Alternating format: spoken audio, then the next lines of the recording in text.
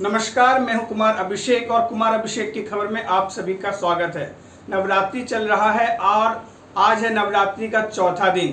तो हम सभी भगवान से यही आशीर्वाद मांगेंगे, माँ दुर्गा से यही आशीर्वाद मांगेंगे कि सबको सन्मति दे, सबके दुखों का उद्धार करे और सबको ताकत प्रदान करे ताकि वो हर चीज़ से लड़ सके। जो आज की पूजा है वो रोगियों के लिए है, अगर वो बीमार हैं और माँ की आराधना करते हैं तो वो ठीक हो जाएंगे, ऐसी मान्यता है। तो जहाँ एक तरफ नवरात्रि चल रहा है तो वहीं भारत के लिए आज क्रिकेट के मैदान से दो बड़ी खबरें आई। पहली खबर आई भारत और पाकिस्तान के बीच दुबई में हुए T20 वर्ल्ड कप मुकाबले की, जिसमें भारत ने शानदार प्रदर्शन करते हुए पाकिस्तान को 6 विकेट से हरा दिया, जिसमें कि बहुत अच्छा परफॉर्मेंस रहा शेफाली वर्मा का, जिसने कि 35 रन बनाए।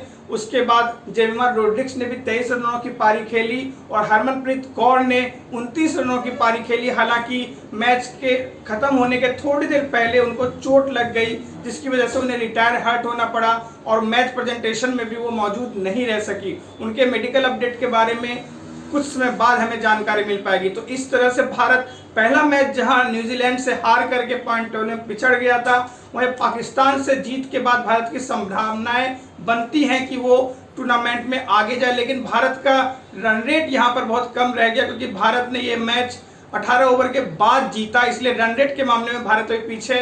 भारत का अगला मुकाबला श्रीलंका के साथ 9 तारीख को होना है। तो देखते हैं कि भारतीय वुमेन्स क्रिकेट टीम क्या कमाल दिखाएगी। मास्टर ब्लास्टर सचिन तेंदुलकर ने भी वुमेन्स क्रिकेट टीम को बधाई दी है पाकिस्तान से मैच जीतने की खुशी में।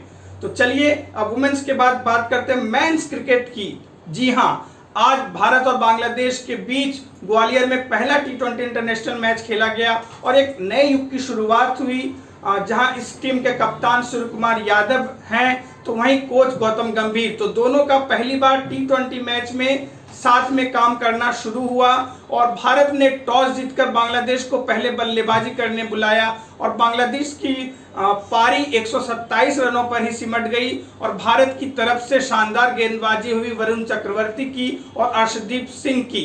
इसके अलावा मयंक यादव ने भी आज अपना डेब्यू किया और उन्होंने भी 4 ओवर की गेंदबाजी की और किफायती रहे और उन्होंने एक बल्लेबाज को आउट किया। वहीं नीतीश रेड्डी के लिए भी आज का मैच डेब्यू मैच था इंटरनेशनल क्रिकेट में।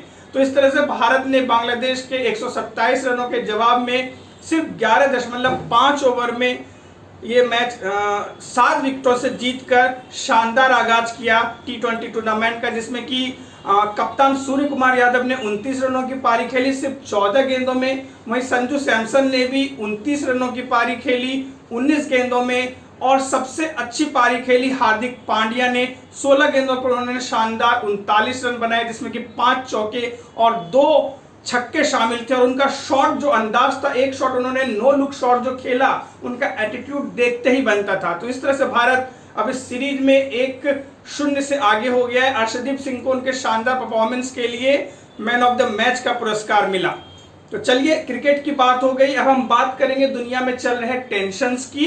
आपको मालूम है कि फिलिस्तीन और इजराइल के बीच रिश्ते अच्छे नहीं हैं, ईरान और इजराइल के बीच भी अच्छे रिश्ते नहीं हैं और इस तरह से जो वेस्ट बैंक है पूरा टेंशन वाला इलाका बन गया और लेबनान पे इजराइल का अटैक जारी है। आज इजरायली सेना ने दावा किया कि उन्होंने दक्षिणी लेबनान से हथियारों का एक बहुत बड़ा जखीरा बरामद किया, जो कि हिजबुल्लाह का प्लान था कि एक भारी अटैक किया जाए इजराइल के ऊपर उन हथियारों का इस्तेमाल करके। तो काफी हद तक इजराइल के कंट्रोल में यह युद्ध लग रहा है, जबकि इजराइल के अगेंस्ट और भी देश हैं, लेबनान है, ईरान है, फिलिस्तीन है। तो वहीं इजरायली हमले में आज गाजा में इजरायली सेना ने आज एक हमला किया एक मस्जिद में, जिसमें 18 लोगों की मौत हो गई। वहीं फिलिस्तीन में भी एक हमले में इजरायल की तरफ से हमले किए गए, जिसमें कि 12 लोगों की मौत हो गई। तो ये गर्मा गर्मी जारी है और इससे तेल की कीमतों में बहुत इजाफा होने लगा है। कच्चे तेल की कीमतों में जब राष्ट्रपति जो बाइडेन के बयान के बाद जो 5% बढ़ोतरी हुई थी, वो कल बढ़कर 9% हो गई क्रूड ऑयल की कीमत और पूरी दुनिया को इस युद्ध का खामियाजा भुगतना पड़ रहा है। इसलिए हम सबसे अपील करेंगे कि बातचीत से ही किसी युद्ध का समाधान निकल सकता है। उधर यूक्रेन और रशिया भी आपस में लड़ रहे हैं, इधर जो वेस्ट बैंक है उसमें भी मामला पूरा गंभीर हो गया है। तो इसलिए दुनिया को या संयुक्त राष्ट्र तो फिलहाल ऐसा नहीं लगता कि वो इसको रोकने में सक्षम है, क्योंकि संयुक्त राष्ट्र के जो जनरल सेक्रेटरी हैं, इजराइल से उनका तीखा युद्ध चल रहा है, जो जुबानी युद्ध चल रहा है, और वो बिल्कुल अच्छे रिश्ते नहीं बनाकर रखे हैं इजराइल के साथ यूनाइटेड नेशंस ने। तो अब देखने वाली बात होगी कि इजराइल के साथ अमेरिका तो है, लेकिन अमेरिका कोई भी परमाणु षड्यंत्र पर हमले करने के इजरायली इरादों के खिलाफ है, जबकि पूर्व राष्ट्रपति अमेरिका के डोनाल्ड ट्रंप ने कहा है कि इजराइल को ईरान में मौजूद परमाणु ठिकानों पर हमले करने चाहिए। तो ऐसा होता है तो इंसानियत पर एक बहुत बड़ा धब्बा होगा।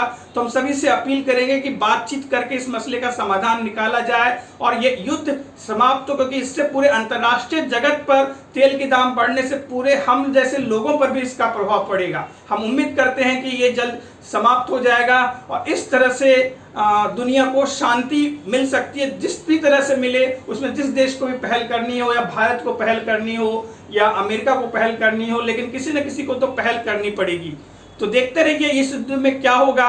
और नवरात्रि तो चल ही रहा है, ये खुशी वाला माहौल है, लेकिन एक और दुखद घटना सामने आई। आज वायुसेना की 92वीं एनिवर्सरी थी, जिसके उपलक्ष्य में एक एयर शो रखा गया था चेन्नई के मरीना बीच पर। इस शो को देखने के लिए हजारों की तादाद में लोग मौजूद थे, जिसमें कि लोगों को डिहाइड्रेशन की वजह से 230 लोग अभी अस्पताल में भर्ती हैं। वहीं इस घटना में 3 लोगों की मौत भी हो गई है। तो ऐसे शो करने से पहले हम इसके लिए क्या सुरक्षा व्यवस्था कर सकते हैं, इस पर हमें ध्यान देने की जरूरत है। हम इस तरह से रोज आपको अपडेट देते रहेंगे, दुर्गा पूजा की भी अपडेट देते रहेंगे। आप बने रहिए कुमार अभिषेक चैनल के साथ और सब्सक्राइब करें, लाइक करें हमारे चैनल को कुमार अभिषेक की खबर। और don't forget to click on the notification button and click on the bell button, so you will get the notification when we upload the new videos।